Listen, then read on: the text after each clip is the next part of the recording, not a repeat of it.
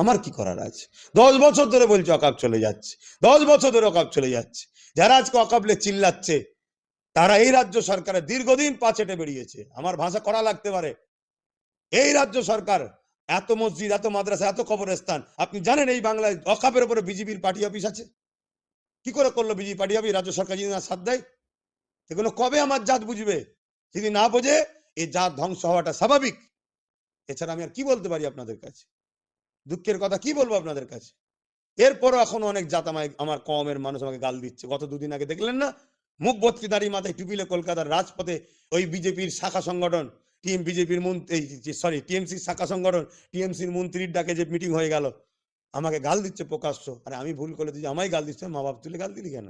হ্যাঁ, এটাই তো আদর্শ। 26-এ ও প্রোগ্রাম দেখুন, আমার 2010 থেকে চলছে, হুড়োহুড়িও নয়, আস্তে আস্তেও নয়। ভাই গেছে সুপ্রিম কোর্টে কেস করতে, ভাইয়ের কেস করছে, তার একটা ফলাফল হয়েছে, নিশ্চয়ই আপনারা শুনেছেন। আগামীতে আরো কেস চলবে, আরো কেস হবে, এবং আন্দোলন যেখানেই যাচ্ছে আমি সেখানেই মানুষকে জাগাচ্ছি।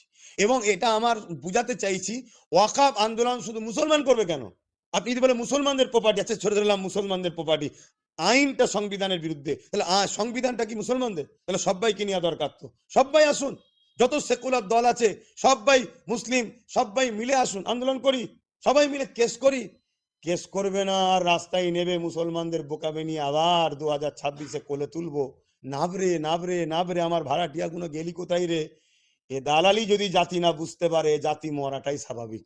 এছাড়া আর কিছু বলার নেই আমার ভাই। এতে আবার বলবো, জাতি যদি আমায় ভুল বোঝে, আমায় জান খুলে গাল দিয়ে নিস বাবা, আমার মা বাপকে গাল দিস, তাদের কি দোষ?